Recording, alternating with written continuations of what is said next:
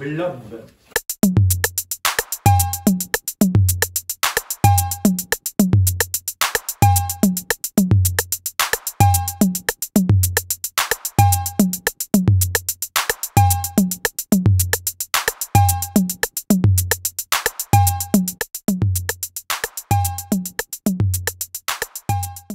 Blob.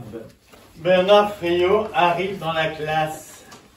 Il nous pose des questions, on lui répond. À un moment, il nous demande sur quoi on a travaillé. On lui dit, on travaille sur le blob. On peut le voir, demande Bernard Friot. Ouais, mais il est en sclérote. C'est pas grave. On lui montre et là il dit, mais c'est quoi cette horreur? Un élève est blessé parce qu'a dit Bernard Friot sur le blob de la classe. Pour se venger, il met le blob dans la sacoche de l'auteur avec un peu d'eau et des flocons d'avoine. Il tout réjouit. Bernard Friot rentre chez lui. Voilà, c'était une bonne journée, c'était cool ces enfants. Ils n'ont même pas parlé de choux de Bruxelles. Par contre, je me suis perdu sur la route et maintenant je suis fatigué avant de rouler. Il s'endort sur son lit. Une heure plus tard, une chose gluante et jaune sort de la sacoche. C'est le blob. Il explore son environnement avec ses pseudopodes. Il laisse du mucus partout sur son passage. Il se dirige vers la cuisine. Il va sur une pomme. En pleine nuit, Bernard Friot a un petit creux. Il mange cette belle pomme juteuse. Et là, on ne sait pas pourquoi, mais le blob et Bernard Friot ont inversé leur corps. Bernard Friot est devenu le blob et le blob est dans le corps de Bernard Friot.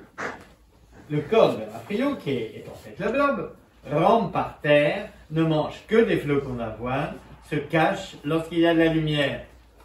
Les amis qu'il croise dans la journée le trouvent bizarre. Et l'esprit de Bernard Friot, qui est enfermé dans le sale mode du blob, panique. Il se demande comment il est devenu cette chose gluante et jaune, cette horreur de blob.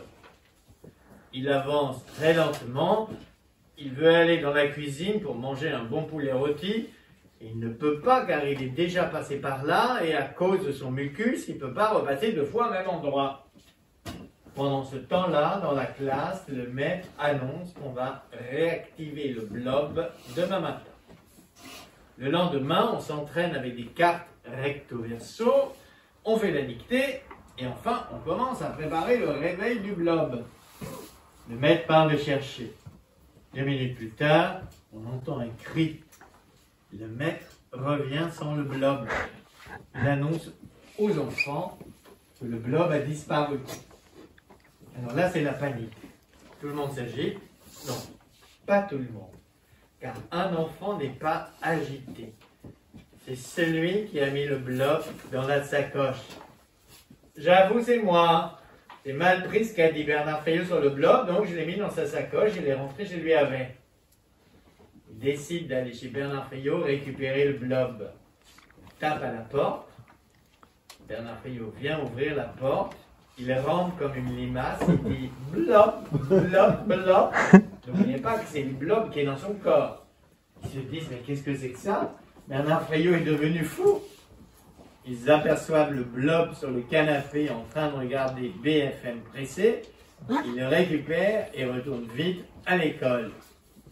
Comme le blob est intelligent, n'oubliez pas que c'est l'esprit de Bernard Friot qui est dedans, il arrive facilement à s'échapper de sa boîte, la blob box, et avec son mucus, il écrit sur le tableau de la classe le mot